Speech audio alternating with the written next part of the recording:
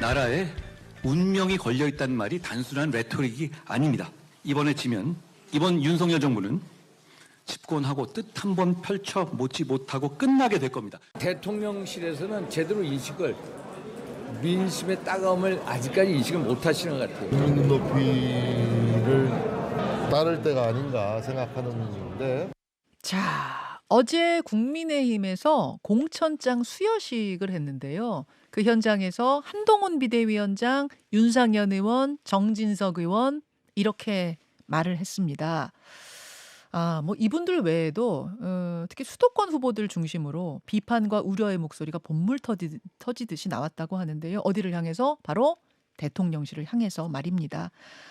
지금 국민의힘 후보들의 우려는 뭔지, 그리고 구체적인 요구사항은 뭔지 중진에게 직접 들어보죠. 경기 안성이 지역구세요. 4선의 중신 김하경 의원, 김하경 경기 선대위원장 오늘 스튜디오에 모셨습니다. 어서 오십시오. 네, 반갑습니다. 초대해 주셔서 고맙습니다. 아니, 공천장 수여식이면은 축제여야 되잖아요, 의원님. 근데 분위기가 좀 어제 무거웠나 봐요.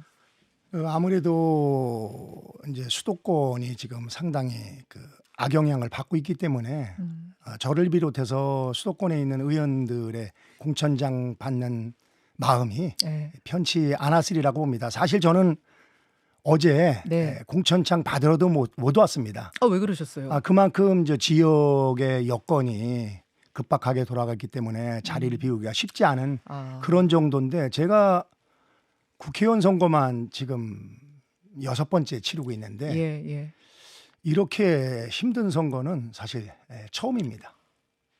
아니, 6번이면 그 안에 국민의힘이 굉장히 안 좋았던, 그야말로 대패했던 적도 있는데 그때보다도 더 어렵단 말씀이세요? 더 어렵지는 않지만은 그 4년 전과 비슷한 느낌을 가질 정도로 최근 들어서 싸늘해지고 있습니다. 잘 아시는 것처럼 이제 민주당이 정말 공천을 엉망으로 했지 않습니까? 비명 행사니 뭐 방탄의 벽이니 이럴 정도로 했는데 우리 당은 그거에 비하면 상당히 안정적으로 시스템 공천에 의해서 했기 때문에 국민들이 이제 상당히 선거 초반에는 우리 국민의힘 쪽으로다가 소위 민심이 쏠렸었는데 최근 들어서 이제 아시는 것처럼 이종섭 전 장관, 그리고 황상무 시민사회 수석의 문제된 발언 때문에 싸늘하게 식고 있습니다. 다행스러운 것은 제가 오늘 인터뷰하기 위해서 서울 올라오는데 대통령께서 황상무 수석의 사의를 받아들여 주신 거는 정말 잘했다고 생각이 됩니다.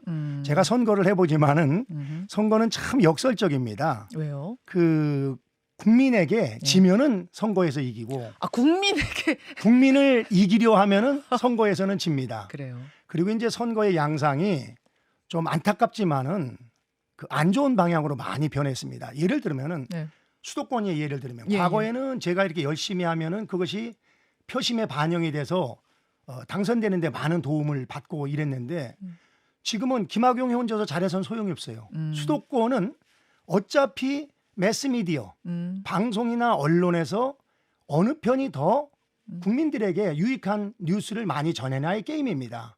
그래서 제가 아무리 잘해도 한 30%는 방송의 영향을 받습니다.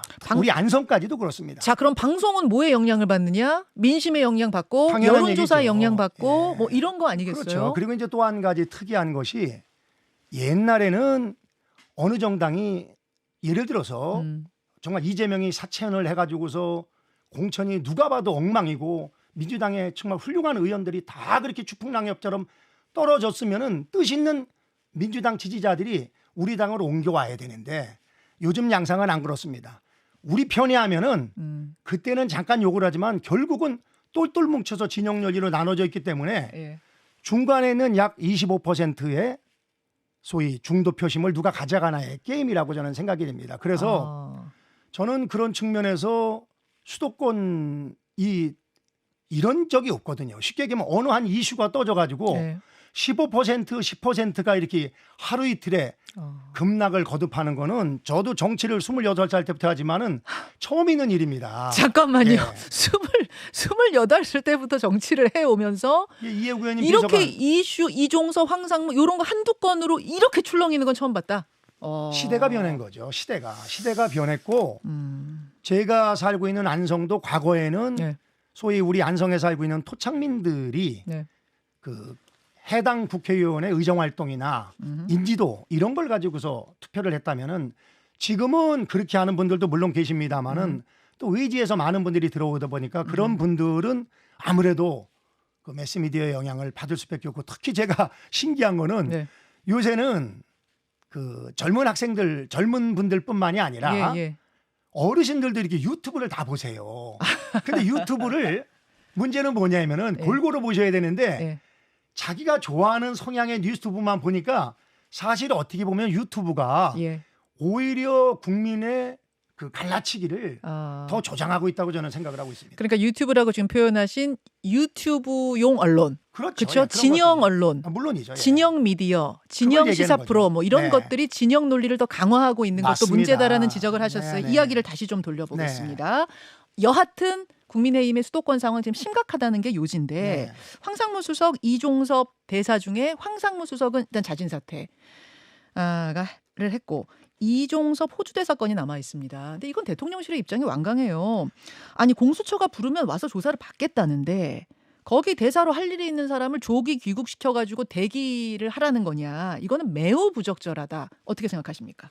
원론적으로는 그 말이 맞습니다. 그러나 예. 원론적으로는 그 말이 맞습니다만 지금은 선거 상황입니다. 음흠. 그리고 국민들이 오해를 가지고 있는 것은 원론적인 입장에서 얘기한다고 풀어지질 않습니다. 국민들은 쉽게 얘기하면 그거 아닙니까? 야 이거 공수처와 관련해서 불편하니까 소위 도피성 인사시킨 거 아니냐.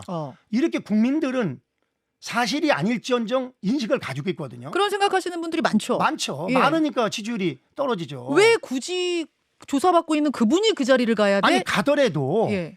좀 더 있다가 선거 끝나고 가면 되죠. 그러니까요. 예, 그래서 저는 공수처도 좀 문제가 있는 게 사실 민주당에서 TF에서 고발하고 나서 6개월 동안 조사다운 조사도 안 해다가 최근 들어서 갑자기 그런 식으로 얘기하는데 만약에 공수처에서도 정치적인 의혹을 받지 않으려면은 신속하게 이종섭 호주 대사를 지금 소환해야 된다고 생각이 됩니다. 그리고 예. 소환이 늦어질다고 계속 기다릴 수는 없으니까 예.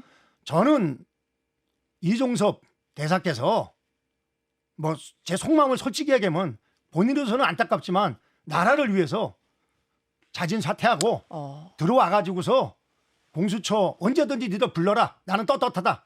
이렇게 하는 것이 국민의 오해를 풀 수 있는 저는 길이라고 생각을 합니다. 잠시만요, 김학용 의원님.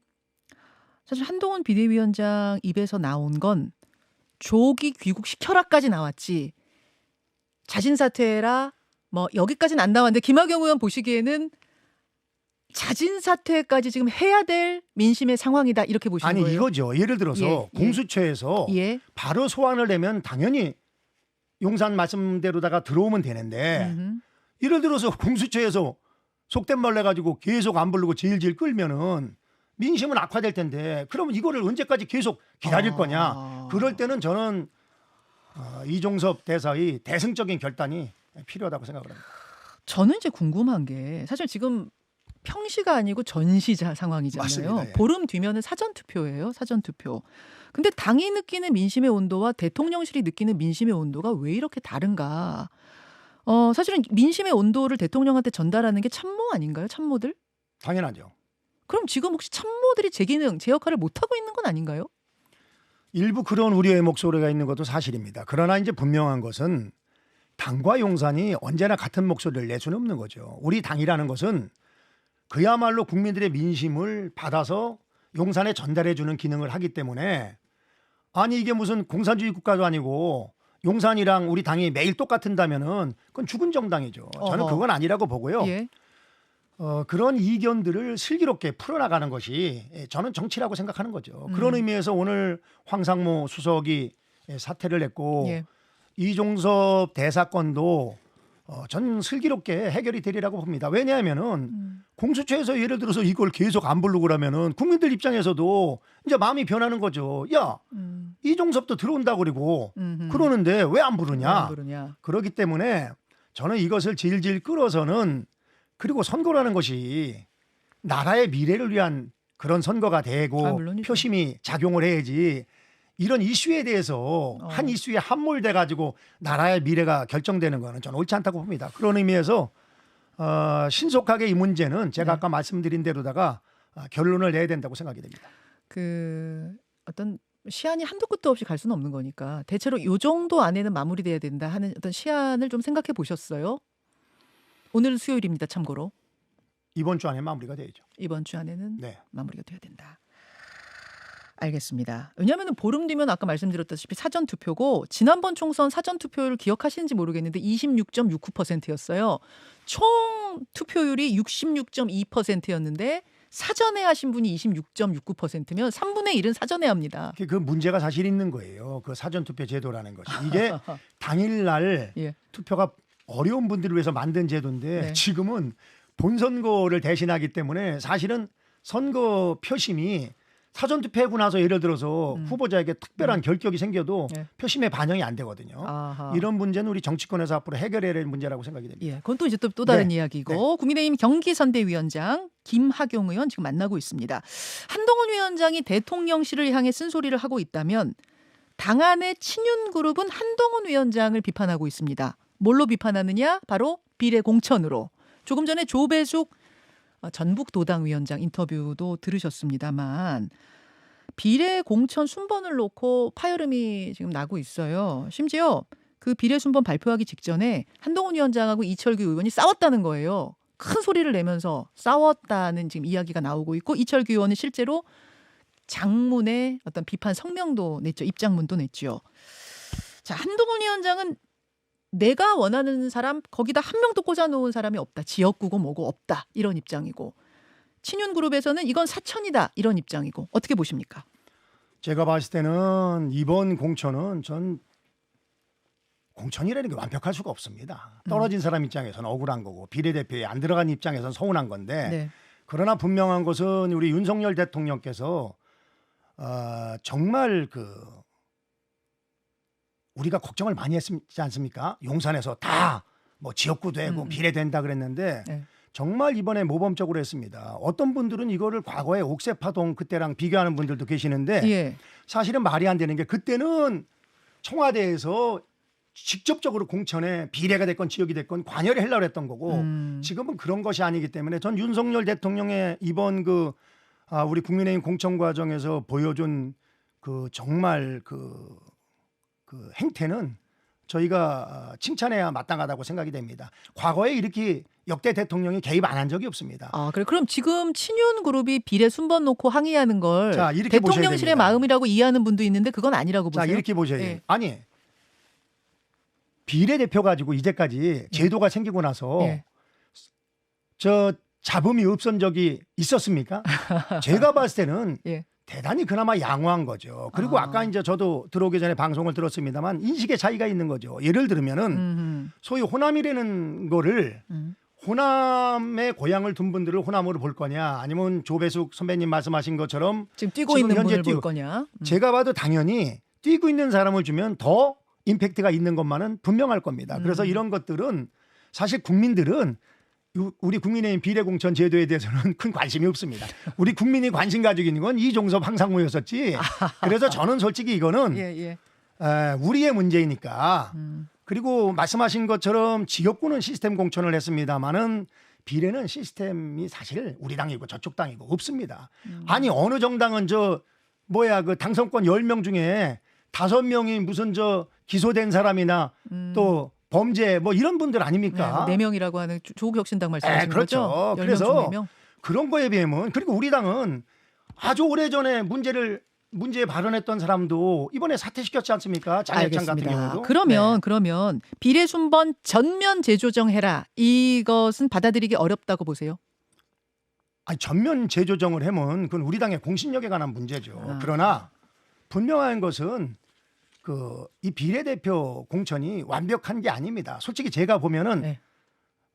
제가 친절한 분들도 거기 계셔서 뭐 구체적인 얘기는 뭐합니다만 국민들 입장에서 조금 의아하는 그런 분들이 일부 있는 것도 사실입니다. 그래서 그런 것들은 용산과 협의를 해서 저는 잘 조정하는 것이 용산과 협의를 하라고요? 대통령하고 협의를 하라고요? 아니 대통령과 협의를 해라는 게 아니라 예. 지금이 이제 친윤그룹. 그렇죠. 예. 지금 항의하는 분들. 예, 항의하는 분들 예, 예.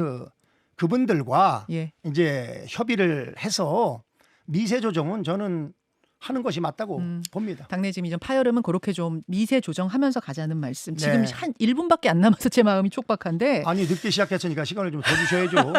예. 아니 안성에서 여기까지 새벽밥도 못 먹고 그러게 올라왔는데. 말이에요. 그러게 말이에요. 아니 아까 전에 이제 이대로 가면 큰일이다라고 하셨는데 정말 충돌이 만약 길어지고 이게 해결이 잘 안 되면 최악의 시나리오는 어디까지 가정하고 계시는 거예요? 저는 뭐 그런 일은 없으리라고 보고요. 저는 오늘 모처럼 나온 김에 국민 여러분에게 한 말씀 부탁을 드리면은요. 예. 윤석열 정부가 지금 3년이 남았습니다. 예. 지금 치열한 국제 경쟁 시대에서 심지어는 일본과 대만이 지금 손을 잡고 반도체 한국을 꺾으려고 지금 하고 있는 이 판에 3년 동안 대통령이 일을 할 수 있게끔 도와주지 않는다면은 저는 우리 대한민국의 미래는 암울하다고 생각이 됩니다. 국민 여러분께서 좀 속상하고 그런 게 있다 하더라도 우리 집권 여당 국민의힘 그리고 윤석열 대통령을 믿고 3년 동안 일할 수 있는 그런 소중한 기회를 주시기를 제가 간곡히 부탁을 드리겠습니다. 그리고 요새 안성을 돌아다녀 보면은요. 마무리. 예, 마무리. 제일 국민들이 관심 갖는 건 역시 먹고 사는 경제 문제입니다. 알겠습니다. 소중한 시간 내주셔서 고맙습니다. 네, 감사합니다. 김현정의 뉴스쇼는 시청자 여러분의 참여를 기다립니다. 구독과 좋아요, 댓글 잊지 않으셨죠? 알림 설정을 해두시면 평일 아침 7시 10분 실시간 라이브도 참여하실 수 있습니다.